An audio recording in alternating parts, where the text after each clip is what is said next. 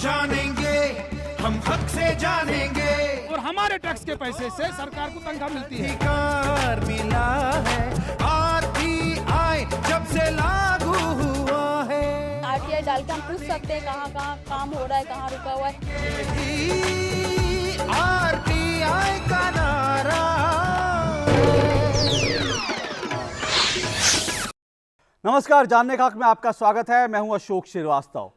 संसद के शीतकालीन सत्र का एक्सटेंडेड सेशन, जिसको विस्तारित सत्र कहा जाता है, वो शुरू हो चुका है और इस वक्त पूरे देश की निगाहें संसद के इस एक्सटेंडेड सेशन पर लगी हैं। और इस एक्सटेंडेड सेशन में यूं तो वोट ऑन अकाउंट पारित होना है, लेकिन इसके अलावा 30 से ज़्यादा अहम बिल इसमें पेंडिंग हैं और सबकी निगाहें इस ओर लगी हैं कि क्या ये जो पेंडिंग बिल हैं वो संसद के इस सत्र में पारित हो पाएंगे, क्योंकि इस सत्र के बाद लोकसभा 15वीं लोकसभा भंग हो जाएगी। ये 15वीं लोकसभा का आखिरी सत्र है और पूरा देश चुनाव के मोड में चला जाएगा। लेकिन बड़ा सवाल ये है कि 15वीं लोकसभा के भंग होने से पहले क्या ये बिल पारित हो पाएंगे। यूं तो इनमें कई अहम बिल हैं, 30 से ज़्यादा जो बिल पेंडिंग है इनमें कई अहम बिल हैं, लेकिन दो महत्वपूर्ण बिल जो हैं वो है एक विसल ब्लोअर प्रोटेक्शन बिल और जो दूसरा है वो है शिकायत निवारण बिल। इन दो बिलों को सबसे अहम बताया जा रहा है और इनमें विसल ब्लोअर जो प्रोटेक्शन बिल है उसको पारित होने के लिए लगातार प्रयास चल रहे हैं और जो तमाम गैर सरकारी संगठन हैं, स्वयंसेवी संगठन हैं, वो इसके लिए लगातार दबाव बना रहे हैं कि इन दो बिलों को पारित किया जाए, क्योंकि देश में इन दो बिलों का पारित होना इसलिए ज़रूरी है क्योंकि लगातार जो आरटीआई एक्टिविस्ट हैं और साथ साथ जो विसल ब्लोअर्स हैं उनके ऊपर हमले हो रहे हैं, उनकी हत्याएं हो रही हैं। तो एक प्रयास चल रहा है तमाम एनजीओज़ की तरफ से, गैर सरकारी संगठनों की तरफ से एक दबाव बनाने की कोशिश चल रही है जो सभी राजनीतिक दल हैं उन पर कि इस सत्र में इन दो बिलों को कम से कम जरूर पारित किया जाए। और किस तरह से दबाव बनाने की कोशिश हो रही है ये हम देखते हैं हमारे संवाददाता संतोष चौधरी की इस रिपोर्ट में।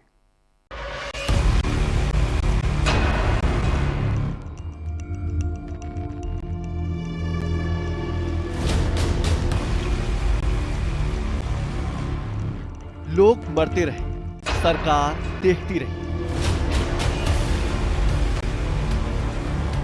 मीडिया में भी मौत की खबरें आती रही। यह हालत थी आरटीआई के सहारे भ्रष्टाचार का उजागर करने वाले सूचना के सिपाहियों की। देश में 40 से ज्यादा आरटीआई लगाने वालों की हत्या हो चुकी है। इनकी मौत की वजह सिर्फ इतनी कि इनसे अन्याय, भ्रष्टाचार, सरकारी तानाशाही नहीं देखी गई। आरटीआई लगाई, भ्रष्टाचार के विरुद्ध आवाज उठाई, पर समाज के कुछ चंद भ्रष्टाचार में लिप्त ठेकेदार उस सच की आवाज को दबाने के लिए सारे हथकंडे अपनाने लगते हैं। जिन्होंने अपनों को खोया, उनकी आवाज में डर समाया है। वो हत्या कार्यकर्ता का काम करता था, इसीलिए उनकी हत्या हुई। उस सरपंच और सरपंच का भाई वो बोला कि हमारे खिलाफ ही कोई आदमी कार्रवाई कर रहा है तो उस आदमी को ख़त्म कर दो। तो उसने कहा भी मैं कर रहा हूँ। तो वो क्या गांव से जा रहा था घर, इसलिए रास्ते में उसको अपहरण करके और उसकी हत्या कर दी। नेताओं के दरवाजे खटखटाए जा रहे हैं।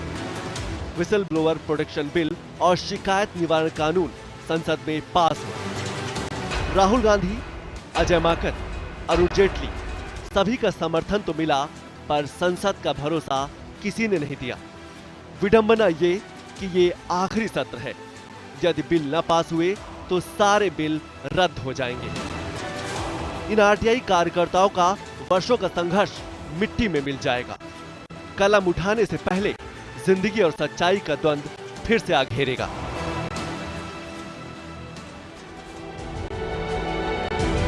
इन बूढ़े चेहरों को अब अपनी चिंता नहीं, चिंता है कि कहीं फिर किसी माँ का बेटा सच की जंग में न शहीद हो जाए। इन कांपते हाथों को अब ताकत की चिंता नहीं, चिंता है तो ये कि मौत के डर से इनके किसी अपने के हाथ न कांप जाएं। इन सब को सजा मिली है, मारा पीटा गया है, अपनों को मरते हुए भी देखा है, पर ये मातम नहीं मनाना चाहते, ये सशक्त कानून चाहते हैं। विसल ब्लोअर प्रोटेक्शन बिल जैसा, ताकि बेबाकी से गलत करने वालों के चेहरे को देश के सामने लाया जा सके, गरीबों का हक मारने वालों को उनके किए की सजा दिलाई जा सके। 10 साल से यार एक सिंपल कानून नहीं पास कर पा रहे। मुझे समझ में नहीं आ रहा कि कर क्या रहे हैं 10 साल से यहाँ पे। या तो वो खुद करप्शन में इतने इन्वॉल्व हैं कि उनको डर है, अगर नहीं इन्वॉल्व है तो फिर वो बाहर है, इस कानून को पास करें। कानून संसद से ही पास होगा। सांसद के कंधों पर ही सारा दारोमदार है। क्या ये सांसद, ये जननेता एक ऐसा कानून बनाने में अपना समय निकालेंगे जिससे भ्रष्टाचार हारता हो, सच्चाई की जीत होती हो, जिससे हत्याएं रुकती हो, ईमानदारी और ईमानदार को प्यार मिलता हो, खुलकर देश का हर इंसान सूचना का अधिकार प्रयोग कर सकता हो। ये सारी उम्मीदें देश को जल्द ही पता चल जाएगी। आरटीआई कानून लागू होने के बाद से आज तक देश में लगभग 36 आरटीआई कार्यकर्ताओं की हत्या हो चुकी है। सैकड़ों आरटीआई कार्यकर्ताओं को धमकाया गया, डराया गया। इन लोगों का मानना है कि अगर विसल ब्लोअर एक्ट पास हो जाता तो शायद इतने जो आरटीआई कार्यकर्ताओं की न हत्या होती और न ही जो भ्रष्टाचार के खिलाफ लोग आवाज उठाते हैं उन्हें डराया धमकाया जाता। संतोष चौधरी, दूरदर्शन न्यूज, नई दिल्ली। इस पर बात करने के लिए आज हमारे साथ दिल्ली स्टूडियो में 3 मेहमान मौजूद हैं। मैं परिचय करा दूं, हमारे साथ अंजलि भारद्वाज जी हैं। अंजलि भारद्वाज एनसीपीआरआई से जुड़ी हुई हैं और साथ साथ जानी मानी आरटीआई एक्टिविस्ट हैं। बहुत बहुत शुक्रिया आपका अंजलि जी। और हमारे साथ दूसरे मेहमान धनंजय दुबे जी हैं। धनंजय दुबे जी हमारे साथ हैं, जो कि सत्येंद्र दुबे, जिनकी 2003 में हत्या हो गई थी, उनके भाई हैं। बहुत बहुत शुक्रिया धनंजय जी आपका यहाँ आने के लिए। हमारे साथ तीसरी मेहमान सुंदरिया जी हैं। सुंदरिया जी जो मुजफ्फरपुर जिला है बिहार का, वहां से आई हैं। सबसे पहले मैं अंजलि जी आपसे ये बात करना चाहूंगा, क्योंकि अब बहुत कम समय रह गया है, क्या आपको उम्मीद है कि ये बिल वास्तव में पारित हो पाएगा? देखिए, ये बहुत ही ज़रूरी बिल है, क्योंकि हमने देखा है पिछले कई सालों में लोगों ने बहुत मांग रखी है, सड़कों पे उतरे हैं लोग। उन्होंने कहा है कि हमें एक अच्छा ढांचा चाहिए जो भ्रष्टाचार विरोधी और शिकायत निवारण ढांचा हो, जो कि इस देश में नहीं है। उसमें अगर हम देखें, एक तरह से पहली प्रयास सूचना के अधिकार का रहा और अब लोकपाल बिल को भी इसमें पास किया है, वो पारित हुआ है। लेकिन अगर हम ये सोचें कि जो आम इंसान जिनके पास सूचना आती है कि कहीं पे भ्रष्टाचार हो रहा है, अनियमितताएं हैं कहीं पे सरकार में, वो कैसे आगे जाएंगे, कैसे शिकायत करेंगे यदि शिकायतकर्ता की सुरक्षा का कोई ढांचा नहीं होगा। तो ये जो बिल है, ये एक तरह से पूरक है। ये दोनों बिल, जो शिकायत निवारण कानून है और शिकायतकर्ता की जो प्रोटेक्शन का, सुरक्षा का कानून है, ये पूरक हैं जो एंटी करप्शन और शिकायत निवारण का हम ढांचे की बात कर रहे हैं उसके। तो अभी आप कितना उम्मीद कर रहे हैं कि इस बार पारित हो पाएगा वास्तव में? जिस भी पॉलिटिकल पार्टी से हमने बातचीत करी हो, चाहे वो कांग्रेस हो चाहे बीजेपी हो, सब ने कहा है कि हम इस बिल को पूरी तरह से समर्थन करते हैं और हम इस बिल का भी और शिकायत निवारण कानून का भी हम पूरी तरह से समर्थन करके हम इसको पारित करना चाहते हैं। यदि पॉलिटिकल पार्टीज तय करें कि वो करना चाहते हैं इन दोनों बिल्स को पारित, तो कोई दिक्कत नहीं है। अमेंडमेंट्स की कुछ की जरूरत है, इनको और भी सशक्त बनाया जाता है, क्योंकि सशक्त बनाना भी बहुत जरूरी है। लेकिन उसके अंदर भी मुझे नहीं लगता कि अगर पॉलिटिकल विल हो, राजनीतिक अगर विल हो, तो उसमें कोई दिक्कत है। धनंजय दुबे जी, पहली बात आपसे जानना चाहूंगा, क्या आपको लगता है कि अगर ये विसल ब्लोअर बिल जिसकी हम आज बात कर रहे हैं, उनके प्रोटेक्शन का बिल, अगर ये होता तो शायद आज आपके भाई आपके बीच में होते? जी हाँ, जरूर। देखिए, भैया ने जब 2002 में प्रधानमंत्री कार्यालय में पत्र लिखा था और उस पत्र में उन्होंने सारी शिकायतें काफ़ी डिटेल में दी थी और उस पत्र के लास्ट में उन्होंने एक अलग से पन्ना अटैच करके और उस पर अपनी पूरी पहचान दी थी और बोला था कि मेरी पहचान गुप्त रखी जाए। जी। प्रधानमंत्री कार्यालय से वो पत्र उनके पहचान के साथ ही उन तक पहुंच गया जिनके खिलाफ भैया ने शिकायतें करी थी। तो पहला पॉइंट तो ये था। दूसरा, उसके बाद से जब भैया को खुद पता चला कि उनकी पहचान गुप्त नहीं रखी गई है और उन पे थ्रेट्स आने लगे, तो उन्होंने प्रधानमंत्री कार्यालय को दूसरा पत्र लिखा कि मेरी पहचान गुप्त नहीं रखी गई, जिसकी वजह से मेरी जान को खतरा है। उस पर भी प्रधानमंत्री कार्यालय से कोई एक्शन नहीं लिया गया। जब भैया की डेथ हुई तो उस समय फिर हमारे पास हमारे लिए हमारी कुछ डिमांड्स थी। पहला तो ये था कि भैया की जिन्होंने हत्या की है उनके खिलाफ एक्शन लिया जाए। दूसरा पॉइंट था कि भैया ने जिनके खिलाफ शिकायतें करी थी उन पे एक्शन लिया जाए। और तीसरा पॉइंट था कि जिन्होंने भैया की आइडेंटिटी लीक करी है वो भी रिस्पॉन्सिबल है, उनके खिलाफ भी एक्शन लिया जाए। तो तो ये 3 मेजर हमारे डिमांड्स थे। और मुझे लगता है कि अगर हमारे पास एक strong whistle blower protection bill होता तो ये तीनों इश्यूज जो हैं वो ऑटोमेटिकली टेक केयर किए जा सकते थे। तो एक एक दिन जो हम इस बिल को लाने में डिले कर रहे हैं वो कहीं ना कहीं हम किसी और विसल ब्लोअर के मौत का न्योता दे रहे हैं। बिल्कुल, हम एक और विसल ब्लोअर की मौत का न्योता दे रहे हैं जब हम इसमें डिले करते हैं। और राम ठाकुर भी इस डिले की वजह से, क्योंकि 2003 में भी अगर हमने सीखा होता तो शायद राम ठाकुर हमारे साथ होते इस वक्त, लेकिन राम ठाकुर भी हमारे साथ नहीं है। सुंदरिया जी हैं हमारे साथ, उन्हीं के गांव की। सुंदरिया जी, आप दिल्ली में हैं इस सर्दी के मौसम में, लगातार क्या चाहती हैं आप दिल्ली में, क्या उम्मीद कर रही हैं राजनीतिक पार्टियों से कि वो क्या करें, किस लिए आप दिल्ली आई हैं, ये बताइए।